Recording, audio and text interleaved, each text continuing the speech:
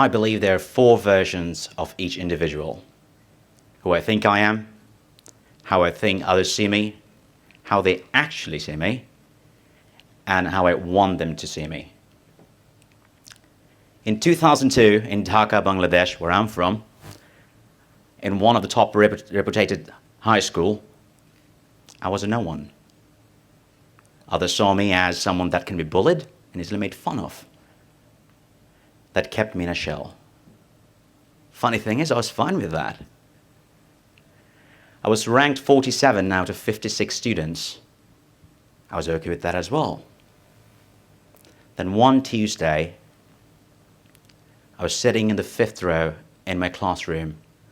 I looked over 3 rows and saw one of my best mates sitting in the 1st row having a good laugh with one of my few other mates.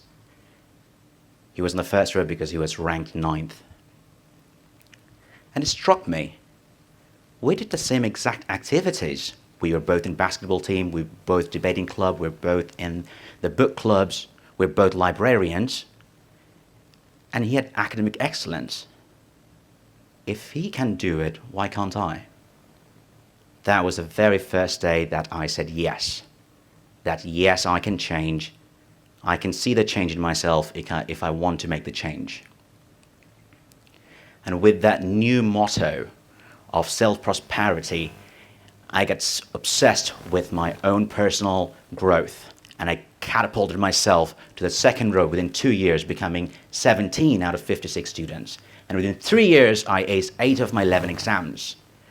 And that enthusiasm led me to apply for the youth exchange study programs, and I found myself in Gilbert, Arizona, smack middle of a parking lot, holding a sponge in my hand and a water hose in my left hand. I was at a car wash. How did I get here? To my collective knowledge, all I know about car wash is it's done by cheerleaders in bikinis. I'm not a cheerleader. I don't think I'm going to look good in bikinis either. I was doing that car wash to help my fellow high school students so they can go to South America and build houses for disadvantaged communities. That made me wonder. America being one of the leading countries in the world, having so much success, how are they so prosperous when they're helping other people and not focusing on self-prosperity? That struck me. I felt my new motto. I found my purpose to live for others. With that new motto and enthusiasm, I was all fired up, and I came to Bangladesh, to Dhaka, and joined the YES Alumni with double-digit YES Alumni, and started working on my first event. My first event was to do a tree plantation. Who doesn't love trees? I love trees. I called the place. I set the date. I got cute little trees to plant, invited all the alumni, showed up at the event, and no one was there. No alumni showed up.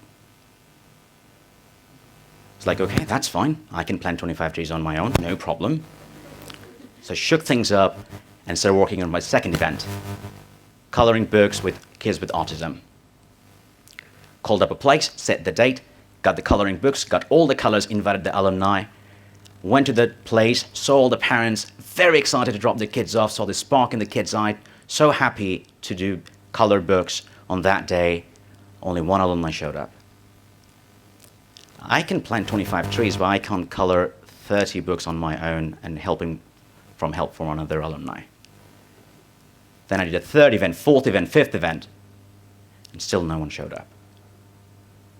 All my other friends were in university, were getting educated, they're going to get a good job, they're following their path of success. Am I going to be left behind? I felt I was failing in 4 alumni.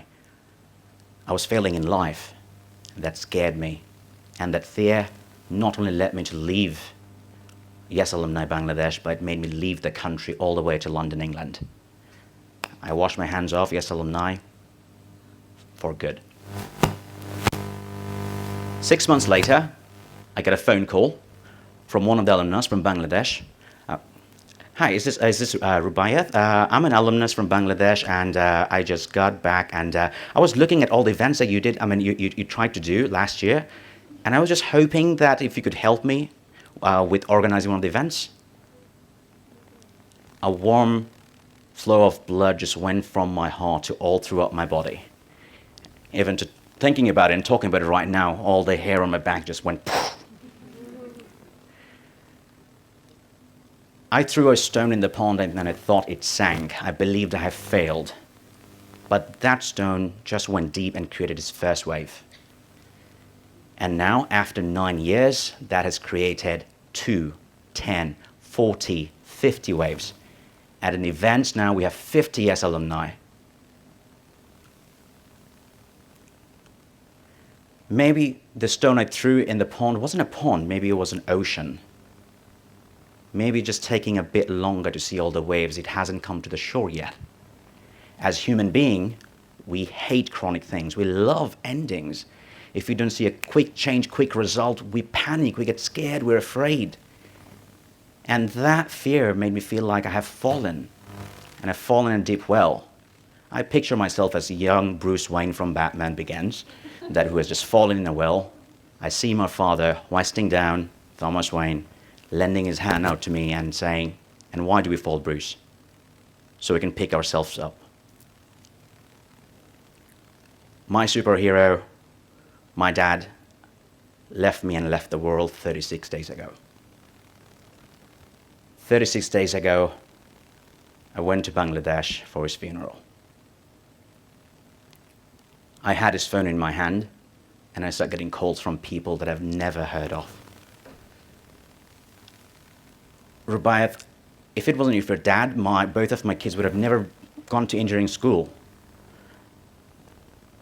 I'm so sorry you lost your father, but if it wasn't your father, I wouldn't have a job. After I lost my hand, and my family would starve. I've been living away from Bangladesh for not more than 9 years now. I speak to my dad every single day. Never, not even once, he told me of these things. He hid his true identity behind the mask. He was my superhero, the true superhero. I felt my calling of being a superhero, and it pulled my cape out of living for others, helping others. Superman or Batman, they're not there so they can get things in return when they help people. They're there just to help. They're wishing for nothing in return. I'm a system engineer by profession, and I look at the bigger picture. So I'd like you to close your eyes and imagine looking at Earth from the moon. Imagine looking at it, and we're closing in slowly and slowly. We don't see 6 billion peoples. We see 6 billion superheroes, helping one another, living for one another, impacting the world, changing the world that we see now. Thank you.